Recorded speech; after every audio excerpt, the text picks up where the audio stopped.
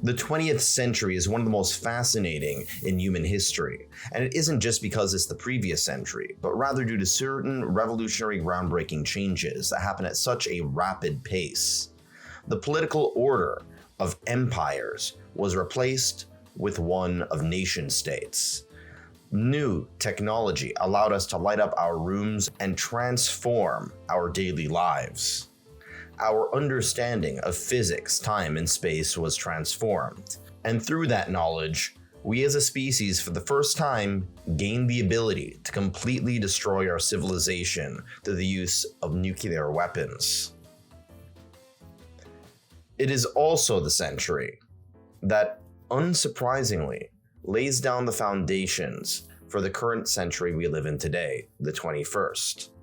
These are due to two main factors. One was the collapse of the Soviet Union and communism, ushering in the US-led order under globalization, and the other was the digital revolution that started in the 90s, which transformed our economy from being based upon industry to being based upon information.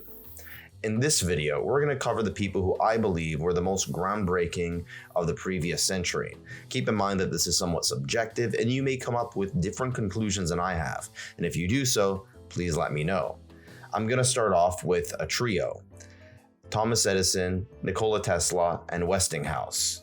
If you use any electrical devices, and I'm pretty sure you do given the fact that you're on the internet, I'm pretty sure you have these guys to thank for, along with countless of other people who have been forgotten to the sands of time. Thomas Edison is oftentimes taught to school children as the man who invented the light bulb, and yes, while there is some element of truth to it, it's a gross oversimplification. Nonetheless, he did play a significant role in the widespread use of electricity, including the use of light bulbs. Thomas Edison managed to combine his knowledge of science and engineering with his astute business acumen and work ethic to become one of the pivotal founders of General Electric, one of the most powerful megacorporations in the world today. And although he managed to implement the widespread use of electrical power generation, he isn't usually considered the top-tier scientific mind, but more of a business figure. He was notorious for being a patent troll, and many of his lawsuits led many Jewish businessmen to flee New York State and its surrounding area where Thomas Edison dominated to California to set up Hollywood, as Thomas Edison was already pioneering the film industry at the time. Nikola Tesla was one of Thomas Edison's partners. Nikola Tesla was an ethnic Serbian immigrant who migrated to the United States. And while he was known for being completely batshit crazy, he was an absolute genius, pioneering alternative current. Now, I'm not going to get into the complexities behind alternative current versus direct current in the scientific sense. You're more than welcome to watch any video that could do a better job than I can, nor am I going to spend much time talking about to what extent it inspired the name of the band AC/DC. Regardless of this, there was some sort of competition between Thomas Edison, who had pioneered direct current, and Nikola Tesla, who would eventually team up with Westinghouse to spread alternative current, which by and large was considered to be more efficient.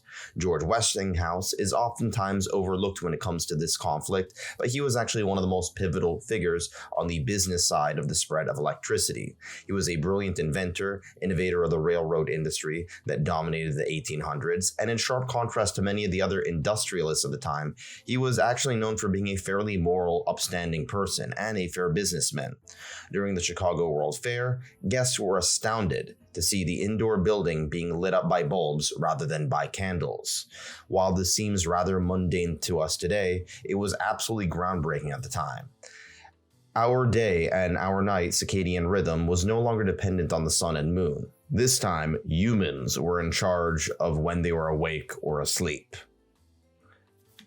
Next on the list is Theodore Roosevelt. The 20th century is oftentimes called the American century because it's the century in which the United States eventually became the most powerful nation. Although it wasn't like this for the entire century. In fact, at the beginning of the 20th century, the US was really only getting started. Teddy Roosevelt is considered to be the first modern president, a member of the Dutch aristocracy that had run New York City since the colonial days. He would rise above the ranks, in part due to his own background, and in part due to his own intelligence, hard work, and determination. And on top of that, he fought successfully during the Spanish-American War. This war proved to Europeans that the US was no pushover. Teddy was also a progressive when it came to the foundations of much of the social safety net that existed in the United States. When he became president, he implemented the Square Deal. He set up many of the bureaucracies you might be familiar with, such as the FDA, and he was also an avowed conservationist, setting up Yellowstone National Park. Having seen much of the inequalities that had ravaged the United States in the aftermath of industrialization, he set up much of the foundations of America's social safety net. On an international level, he was a mediator and a diplomat, winning the Nobel Peace Prize for ending the war between the Russian Empire and Japan. He made the US seem like a world policeman, an idea that was quite controversial at the time and still is to this day. Under his administration, the US went from being seen as a backwater into a great power, and would eventually go on to be the world's only superpower by the end of the century. Moving on to the other side of the Pacific, you get another man who is seen as the founder of his nation's newfound modern era, and that is Sun Yat-sen. Quite possibly the most important modern figure in Chinese history. Throughout the vast majority of Chinese history, the civilization was run by dynasties, with intermittent warring states periods. This was under a concept known as the Mandate of Heaven, in which a dynasty would rule under the good graces of some sort of supernatural entities. And when this fell out of favor to, say, a famine or a war or a drought, eventually the Mandate of Heaven would look for another dynasty. However, this was about to change, as China had been heavily humiliated during the 1800s by Western and Japanese forces. Sun Yat-sen understood that there needed to be a new way to prevent China from being humiliated and to become a great power as it once was, this time by embracing some of these modern ideas. He adopted Chinese nationalism over the monarchy of the Chinese dynasties. This would lead to the collapse of the final Chinese dynasty and the entire dynastic system in 1911. The nationalists would eventually take control, and eventually the communists would split off and the two would fight. And even though the two were arch enemies, both of them honor the memory of Sun Yat-sen. Next on the list was the leader of the communists. That would be Mao. Now, after Sun Yat-sen passed, Chiang Kai-shek would take control. However, he proved to be incredibly corrupt, not particularly apt at running a country, and rather ineffective when it came to fighting the Japanese. So Mao and the communists held an alliance of convenience with the nationalists for a brief period of time to defeat the Japanese. But once the Japanese were defeated, he eventually teamed up with the Soviet Union to acquire enough aid to defeat the nationalists. The nationalists, by the way, were backed up by the United States. Eventually, the communists would win and would set up the People's Republic of China after World War II in 1949. The nationalists would eventually flee to Taiwan, a conflict that still has not been resolved to this day. Mao sought to rapidly modernize China, which at the time was a backward agrarian nation. He invested a lot of energy into industrialization. However, the Great Leap Forward led to colossal numerous casualties, both through state violence and through famines. On top of that, the Glorious Revolution that he implemented destroyed much of China's incredibly rich heritage. Nonetheless, despite his flaws, and despite the fact that his party has shifted far away from his communist ideals today, he is regarded as the father of the nation. Let's move on to Henry Ford. Ford did not invent the car. That honor goes to Benz in Germany, who founded Mercedes-Benz. But nonetheless, Henry Ford did master the art and sciences of industrialization, engaging in vertical integration by producing many car parts within his own company, believing that he should pay his workers enough money so they could afford one of his own products. This led to the mass production of the Model T and other cars in Detroit, Michigan. Eventually, Michigan and Detroit specifically would be known as the Arsenal of democracy, given that much of the industry used to produce car parts was used to produce ammunition during World War II. However, Henry Ford's reputation has taken a bit of a dip given the fact that he was incredibly anti-Semitic. The mustache man, or the tiny mustache man, admired Henry Ford, and during his final years, Henry Ford actually got a stroke when he found out about the true horrors of the Holocaust. However much of his writing inspired this is another matter. Next on the list is Woodrow Wilson. He was president during World War I, and he is the only president, to my knowledge, who has a PhD. He came from Princeton University, a high-profile intellectual, but a controversial president. The US was initially very reluctant to enter World War I, but when it eventually did after the sinking of the Lusitania, and this tipped the balance in favor of the Allies. And in the aftermath, Woodrow Wilson laid out the 14 points of the new international order and set up the League of Nations. This was seen as the predecessor of the UN. While many of his goals were noble, the United States Congress wanted to be isolationist, and as a result, Congress didn't approve, and the US wasn't even a member of the very institution Wilson set up. On top of that, while Woodrow Wilson is credited for the emergence of international liberalism, he was also a vehement racist, and he was not particularly a fan of decolonization movements, and was in particular very racist towards African Americans. Next on the list is Sigmund Freud. Hailing from a Jewish family from the Austro-Hungarian Empire, he had pioneered psychology and psychoanalysis. Now, it's very important to note that a large chunk of his theories have now been discredited, or at the very least aren't taken particularly seriously, like the Oedipus complex. Just look into that. And dream analysis is not particularly empirical either. Generally speaking, psychiatrists are not a fan of prescribing cocaine to their patients like he did, but nonetheless, he did put the study of psychology into practice. The mind and the body and the cognition on a map. And in doing so, he set up the foundations of our understanding of the very concept of the entity we use to understand this world. Next on the list is Vladimir Lenin, the founder of the Soviet Union, who overthrew the crumbling Russian Empire in the midst of World War I. The Russian Empire at this point had been utterly humiliated by Japan, a country that wasn't even white, which in the eyes of many Europeans was doubly embarrassing. On top of that, the Tsar's policies were very unpopular. The people he oftentimes persecuted were religious and ethnic minorities, such as Jews, and there was a massive underclass of Russian people working on farms with very few compensation and incentives for living a good life. On top of that, the beliefs coming from Marx and Engels from Western Europe has started to spread. This inspired a lot of people like Vladimir Lenin to take up the mantle of communism. While Russia was busy fighting during World War I, the communists would rise up and eventually overtake the Russian Empire, which had already been exhausted fighting the Germans and Austrians. The communists would overthrow the Tsar, killing him and his family, and fighting various oppositional forces, creating the first socialist state. And while most of his policies have been, let's just keep it real, economic failures, he is seen as the first major communist political leader, and he would eventually be taken over by the next person on the list, Stalin. Stalin was not exactly first on the list to replace Lenin, but eventually he came out on top by pretty much exiling or killing anyone opposed to him. He was arguably the most evil man of the 20th century, and that's saying something, killing around 20 million of his own people due to purges. However, he also transformed the agrarian nation into an industrial one, setting up factories and mass farms. Now, keep in mind that there was a tremendous amount of starvation and pain for the Soviet Union that came along with this. Some people in former Soviet states still view him positively because he transformed the country into a modern one. And he was also successful in fighting off the Germans during World War II, in which roughly 20 million Soviet citizens and soldiers died. Then again, Stalin was probably better at killing his own people than the Germans were. In the aftermath of World War II, he set up the foundations for the Cold War, overthrowing many Eastern European governments and implementing Stalin-backed communist dictators. As you can probably presume, this didn't work out well with the Western powers he had once been allies with.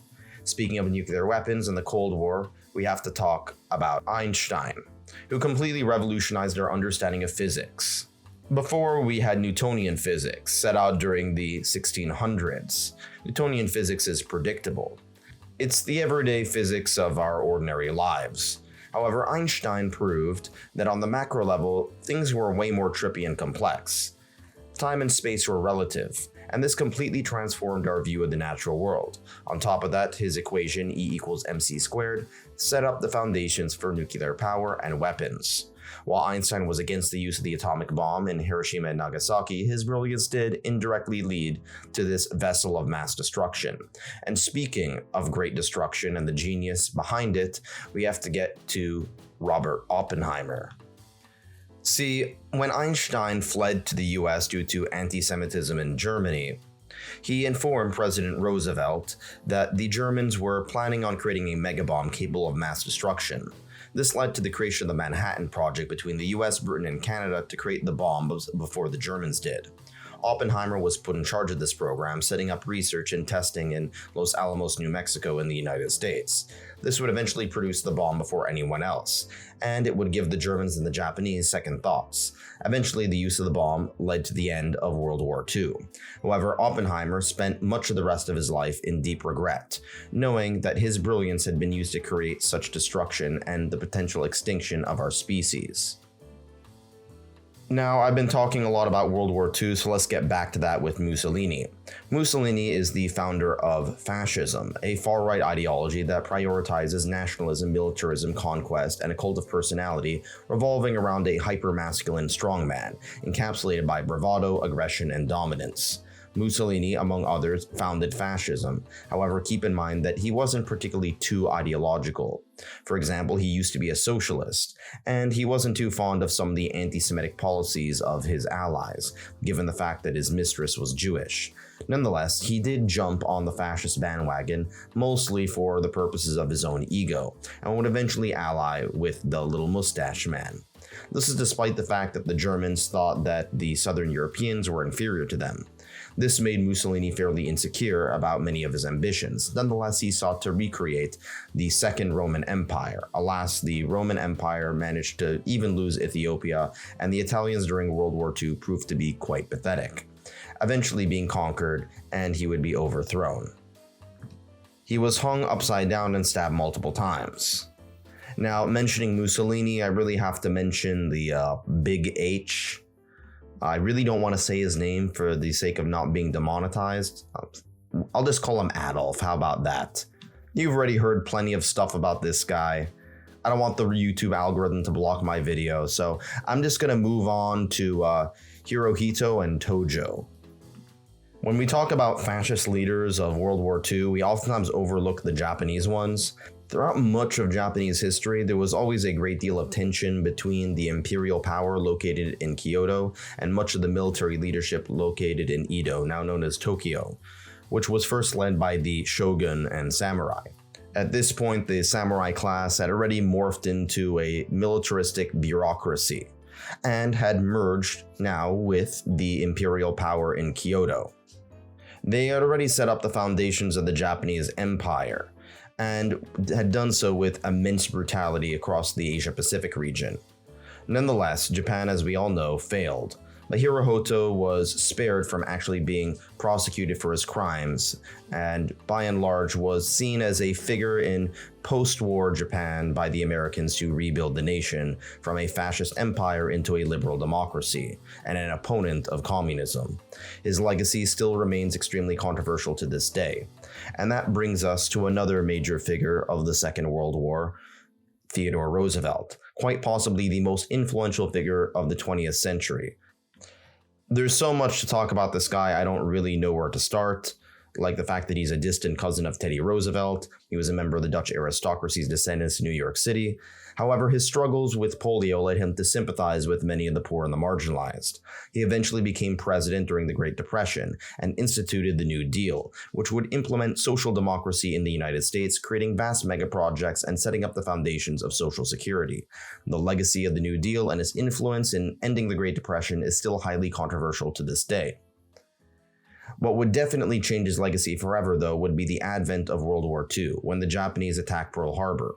He was instrumental in leading the United States to defeat the Axis powers, and would help the British and Soviet Union set up the foundations of the New World Order, not based upon empires, but rather based upon nation-states. He also set up the idea of the United Nations. In fact, much of this honor goes to the next person on our list, his wife, Eleanor Roosevelt. She was the US's first ambassador to the United Nations and set up the UN Charter of Human Rights and Freedoms, a charter that still exists to this day and is seen as the foundation of modern human rights concepts such as freedom of speech, freedom of religion, and freedom of the press, among many others. And of course, given the fact that we are talking about the World War II roster, we also have to mention quite possibly the most overquoted person in human history, Churchill. Now, we all know about Churchill. At the time, the British were the dominant power of the previous century, the 1800s, and Winston Churchill himself was actually half American. He came from a lavish background and he served in the military. He served in particularly in World War I, and his track record of the Battle of Gallipoli against the Ottomans was pretty terrible, but nonetheless he would eventually become a major public figure in British politics, taking over from Neville Chamberlain as Prime Minister at the beginning stages of World War II, leading Britain during the Battle of Britain, giving him a legendary status due to his speeches about fighting the Germans on the beaches and in the streets, and he would eventually team up with the United States and Soviet Union to defeat Hitler. In the aftermath of World War II, he coined the term Iron Curtain, the imaginary line drawn between liberal democracy, capitalism in Western Europe, and the authoritarian communism in Eastern Europe. In more recent years, he's been a little bit more controversial due to his support of colonialism, in particular his role in the Bengal famine. His role in drawing up borders after World War I in the Middle East is also highly controversial, but nonetheless he is considered one of the greatest men of the 20th century.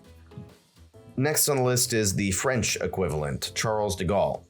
Charles de Gaulle was a conservative politician, but he also hated the far right, in particular the German far right. He eventually fled to Britain when the Germans took over Paris, but would triumphantly return when the Americans liberated it.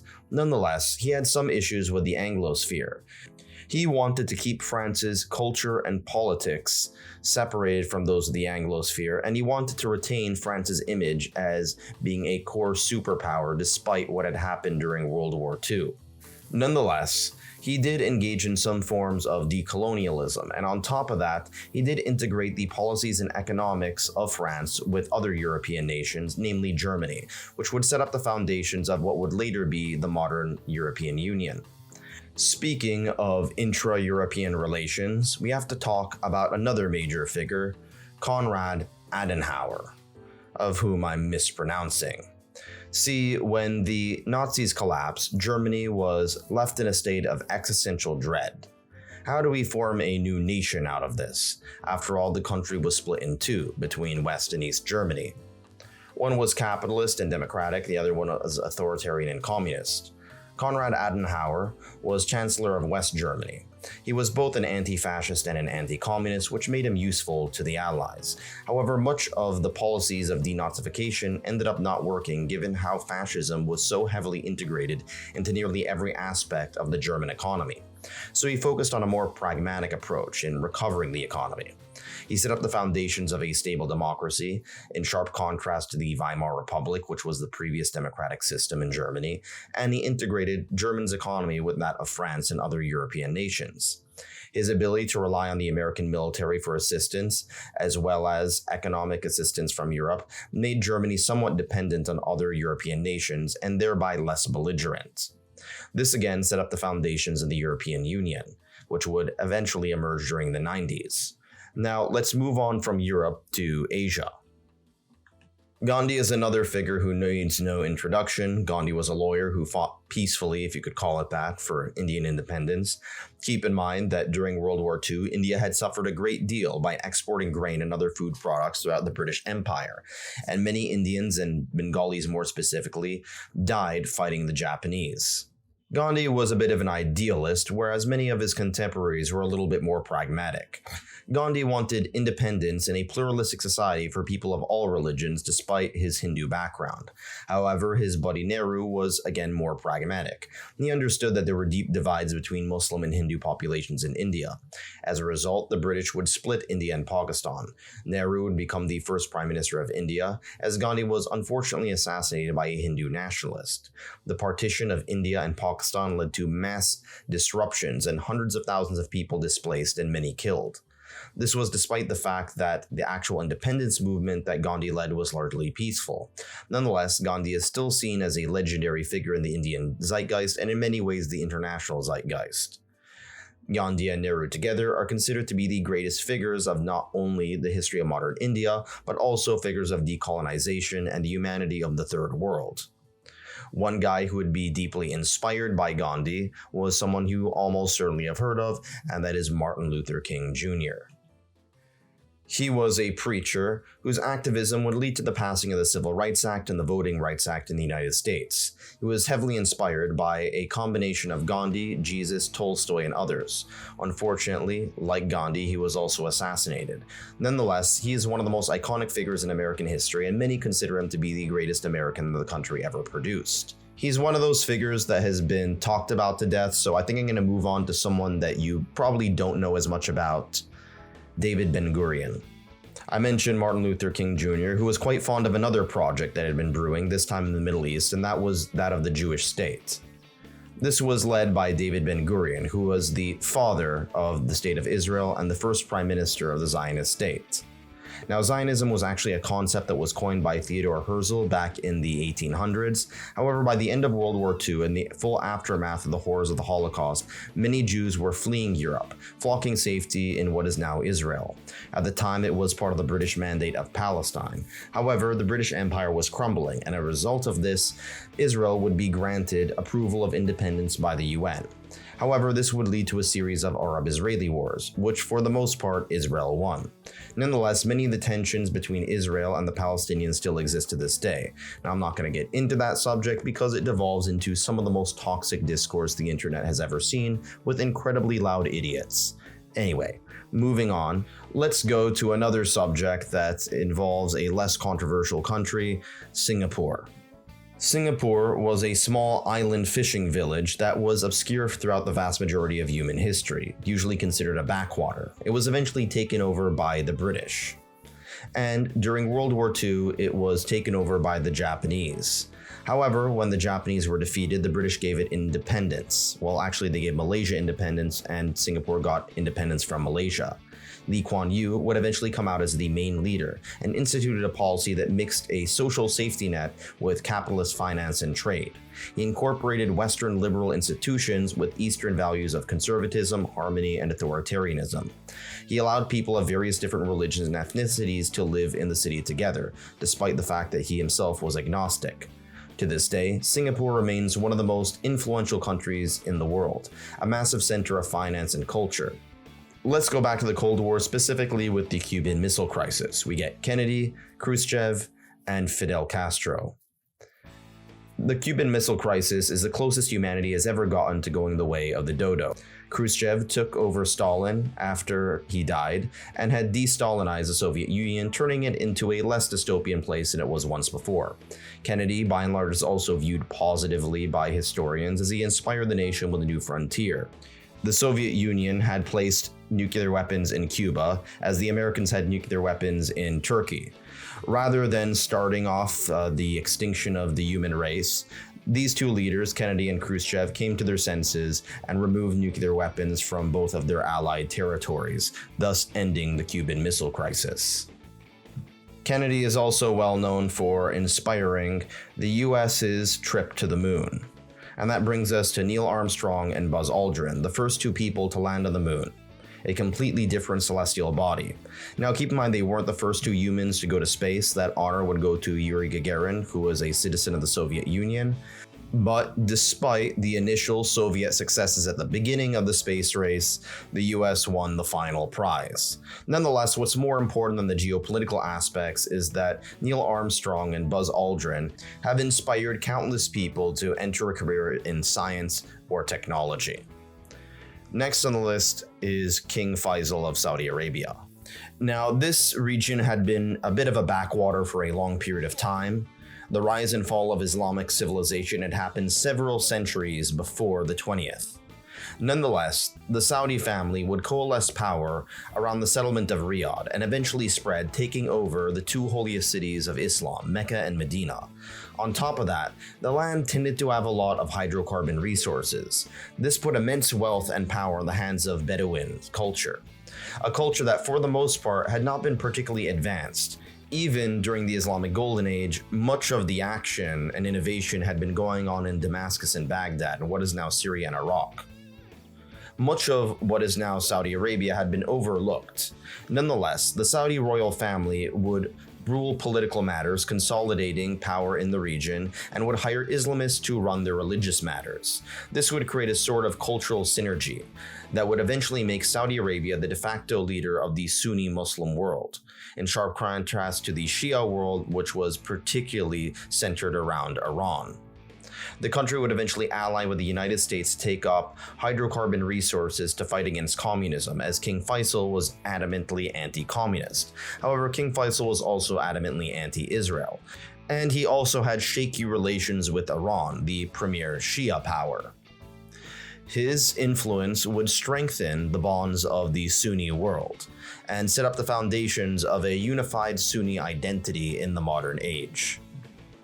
Next on the list is Deng Xiaoping, and yes, I'm mispronouncing his name. You really can't avoid China at the end of the day. I mentioned Mao before, but given his disastrous results in leadership, many in China were looking for something different. Perhaps not totally dogmatic communism.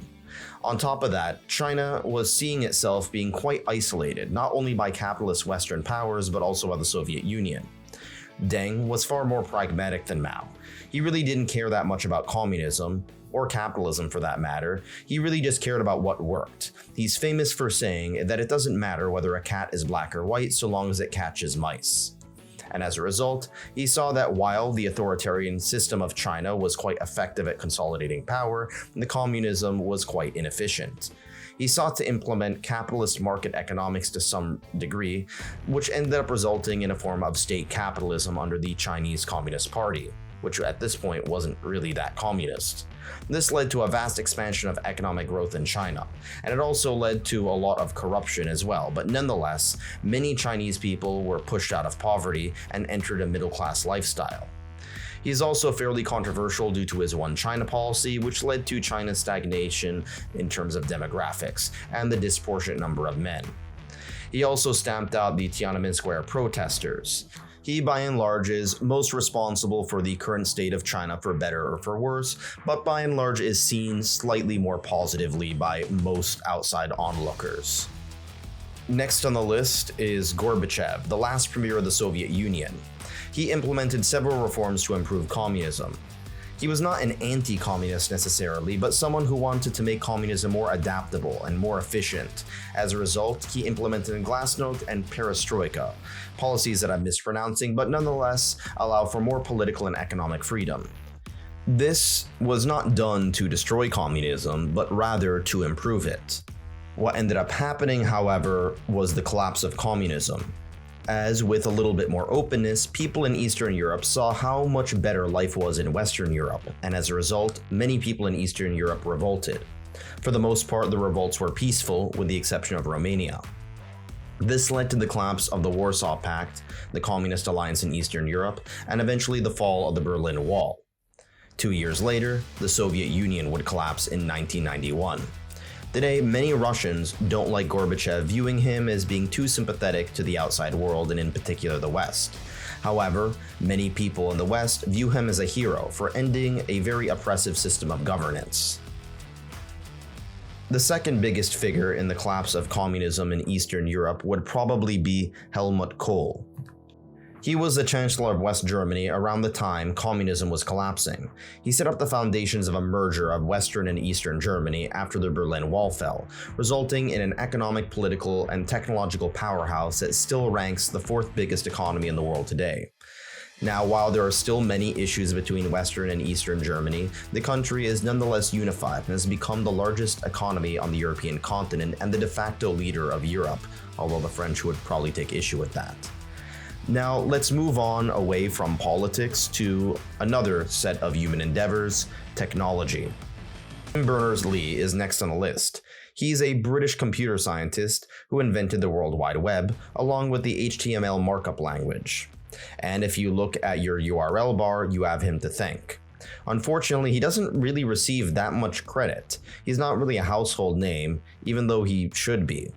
See, throughout much of the 20th century, or more accurately the second half of the 20th century, there was a sort of proto-internet or intranet that was used among spies and scientists, but this was more of an insular affair. It wasn't particularly user-friendly. However, with the Cold War over and economies opening up, this allowed the digital revolution to take place. Something that was by and large developed by the US military can now be used for civilian purposes. A major tech figure that you certainly know the name of is Bill Gates, who founded Microsoft along with Paul Allen in New Mexico, and would eventually set up shop in Washington state. While Tim Berners-Lee made the internet accessible to ordinary people, Bill Gates and his team at Microsoft made the operating system of computers accessible to ordinary people. Through the use of Windows, as well as the implementation of the digital office work system, Microsoft Office, we can now use the computer for our everyday work life and everyday life. And this is oftentimes overlooked because it's so mundane. Given the fact that most people at the end of the day who work white-collar jobs sit in front of a computer all day working on Excel sheets or Microsoft Word documents, you pretty much have this guy to thank for. It completely transformed our work environments. And it's really hard to fathom the fact that before the 90s, people had typewriters on their desks. Next on the list is the one and only African figure, Nelson Mandela. I pretty much have to mention him, even though I think you all are well aware of his life. He was the most instrumental figure in ending apartheid in South Africa, peacefully, mind you. See, South Africa was pretty much governed by a white supremacist government that brutally repressed the African majority. With the help of Desmond Tutu, among other figures, Nelson Mandela would help dismantle the apartheid government. This would end officially with the last white ruler, de Klerk, dismantling the system. While there were some minor instances of violence in South Africa, this transition was by and large peaceful, in sharp contrast to the bloodshed you saw in Zimbabwe. Rather than seek violent retribution, Nelson Mandela called for the Truth and Reconciliation Project. Today, South Africa is still a major economic player on the African continent, the second or third largest economy on the continent depending on which metric you used. And while Nelson Mandela's legacy is cemented as one of the greatest of the 20th century, the modern day of South Africa is still struggling with the ghosts of apartheid and the ineptitude of the African National Congress, the party that Nelson Mandela was once a part of. And there you have it. Those are some of the most influential figures of the 20th century.